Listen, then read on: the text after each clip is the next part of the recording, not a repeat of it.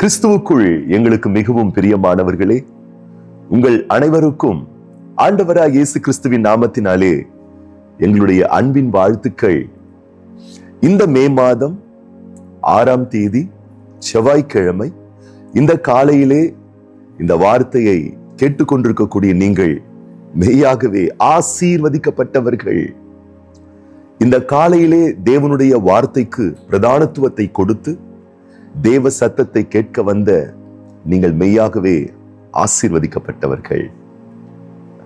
இந்த நாளிலும் தேவன் அவருடைய மேலான ஆசீர்வாதத்தை உங்களுக்கு தந்து, இன்றைக்கு வேண்டிய தெய்வீக வழிகாட்டுதலை உங்களுக்கு தந்து, இன்றைக்கு உங்கள் வாழ்வில் நடக்க வேண்டிய நன்மைகள், அற்புதங்கள், அதிசயங்கள், ஆசீர்வாதத்திற்காக நாம் சேர்ந்து ஜெபிக்க போகின்றோம்.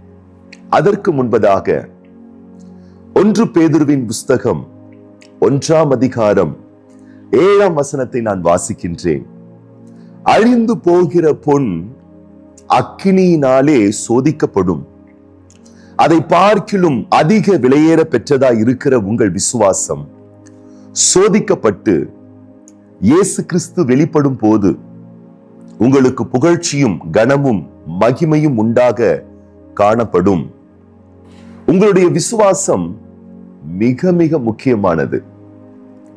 உங்க வாழ்க்கையில எதை நீங்க காத்துக்கிறீங்களோ இல்லையோ, உங்க விசுவாசத்தை காத்துக்கோங்க.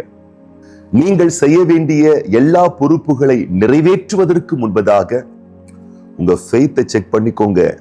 ஏன்னா இன்னைக்கு உங்களுடைய பிழைப்பு விசுவாசத்தால தான் நடக்க போகுது. வேதம் சொல்லுகிறது, விசுவாசத்தினாலே நீதிமான் பிழைப்பான். அநேகர் சொல்றாங்க, பொழப்ப பார்க்கணும், அதனாலதான் பொழப்பு, இதனாலதான் பொழப்புன்னு. ஆனா ஒரு விசுவாச தேவ பிள்ளைக்கு விசுவாசத்தினாலதான் பொழப்புன்னு வேதம் சொல்லுகிறது. ஒரு முதலையை எடுத்துக்கொள்ளுங்கள், அது நிலத்திலும் வாழும் நீரிலும் வாழும். நிலத்துல இருக்கிற அந்த நேரத்தை விட நீரில் இருக்கும் பொழுதுதான் முதலைகள் மிக வலிமையோடு, வீரியத்தோடு, வல்லமையோடு இருக்கிறதாம்.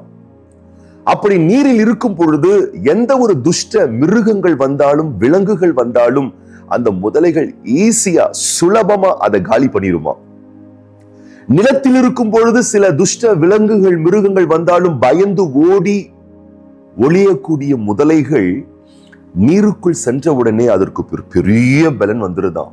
அப்போ முதலைக்கு வல்லமை தண்ணில தான் இருக்கு. ஒரு சிங்கத்தை எடுத்துக்கொள்ளுங்கள், அது தண்ணீர இருக்கிறத விட தரை பகுதியில் இருக்கும் பொழுதுதான் அதற்கு வல்லமை அதிகம்.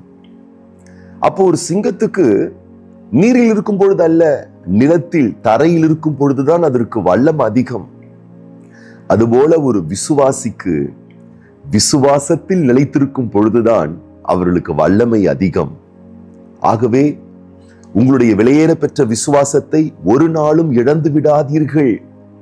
வாழ்வில் சில சிற்றைகள், சோதனைகள், நெருக்கடியான நிலவரங்கள் வரும் பொழுது துவண்டு போகாதீங்க, உடைஞ்சு போகாதீங்க. டெஸ்ட், சோதனை உங்களுக்கு இல்ல, நீங்க விசுவாசத்துல உறுதியா இருக்கீங்களா என்பதை பரிசோதிப்பதற்காக தான் டெஸ்ட் வந்திருக்கு. அப்ப வேதம் சொல்லுகிறது, நீங்க பல வகையான சோதனைகளில் செல்லும் பொழுது உங்க விசுவாசத்தை நீங்க காத்துக்கிட்டீங்கன்னா, உங்க விசுவாசத்தை விட்டு விலகாம நீங்க இருந்தீங்கன்னா என்ன நடக்குதான்? நீங்க விசுவாசத்துல வல்லமை உள்ளவர்கள் என்று சாட்சி பெறுகிறீர்கள். முடிவிலே உங்களுக்கு மேன்மை, கனம், சீர், சிறப்பு எல்லாமே உண்டாயிருக்கும். அது மாத்திரமல்ல, உங்க பியூரிட்டி அதிகமாகும். தங்கத்தை போல் நீங்கள் மிக மேன்மையான ஒரு நபராக உங்கள் வாழ்விலே நீங்கள் மாற்றப்படுவீர்கள். அதனால டெஸ்ட் வந்துடுச்சு, சோதனை வந்துடுச்சு, பரீட்சை வந்துடுச்சுன்னா தயங்காதீங்க. அது உங்களை சிதைக்க வரவில்லை, உங்களை சிங்காரமான இடத்திற்கு அழைத்து கொண்டு செல்வதற்காகத்தான், நெக்ஸ்ட் ஷிஃப்ட்டுக்கு நீங்க போறதுக்காக தான் சில சோதனைகள் வந்துட்டு இருக்குன்னு நீங்க பார்க்கணும். பாருங்கள், அநேகம் பிள்ளைகள் பள்ளிக்கூடத்துக்கு செல்றாங்க. ஒரு ஆண்டு முழுவதும் ரெகுலரா உங்க கிளாஸ் அட்டென்ட் பண்றாங்க.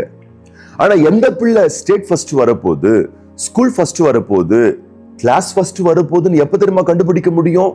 ஒரு டெஸ்ட் வச்சாதான், பரீட்சை வந்தாதான், சோதிக்கப்பட்டாதான் அந்த பிள்ளை எந்த நிலையில இருக்குன்னு கண்டுபிடிக்க முடியும்.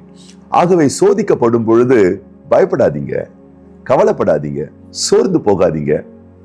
நீங்க விசுவாசத்துல எவ்வளவு ஸ்ட்ராங்கா இருக்கீங்க என்பதை வெளிப்படுத்துவதற்காகத்தான். ஆகவே விசுவாசத்தில் உறுதியோடு இருங்கள். என்ன நிலைகள் வந்தாலும் ஆண்டவருக்காக வைராக்கியமா நில்லுங்க. இந்த நாள்ல நீங்க ஆசீர்வதிக்கப்படுவீங்க. உங்க விசுவாசம் பெரிய நன்மைகளை உங்களுக்கு கொடுக்கும். பேசணுமா விசுவாசமா பேசுங்க, செயல்படணுமா விசுவாசமா செயல்படுங்க. கையில என்ன இருக்கோ அதை வச்சு செயல்படாதீங்க. உங்க இதயத்துல என்ன விசுவாசம் இருக்கோ அதன்படி நீங்க செயல்படுங்க. வேதம் சொல்லுகிறது, விசுவாசத்தின் ஆகையால் பேசுகிறேன். விசுவாசத்தோடு பேசுங்க. இன்னைக்கு நிச்சயமாகவே உங்களுடைய வாழ்க்கையில வெற்றிகரமான நன்மைகள் உண்டாகும். ஜெபம் பண்ணலாமா? கண்களை மூடி நாம ஜெபம் பண்ணுவோம். எங்கள் அன்பின் பரிசுத்தம் உள்ள தூய தகப்பனே, திருக்குமாரன் இயேசு கிறிஸ்துவின் நாமத்தினாலே சமூகத்திலே வருகின்றோம். இந்த மே மாதம் 6ஆம் தேதி இந்த செவ்வாய்க்கிழமை காலை என்னோடு கூடவே சேர்ந்து ஜெபிக்கிற உடைய பிள்ளைகள் ஒவ்வொருவரையும் நீர் தாமே ஆசீர்வதிப்பீராக. வாழ்விலே பல ரகமான இன்னல்கள், சிக்கல்கள், சோதனைகள் வரும்பொழுது உடைய பிள்ளைகள் சோர்ந்து போகாதபடிக்கு நீர் பலப்படுத்துவீராக. எங்கள் விசுவாசம் சோதிக்கப்படுகிறது. இந்த சோதனையினால் நாங்கள் தாக்கப்பட போவதில்லை, காக்கப்பட போகிறோம்.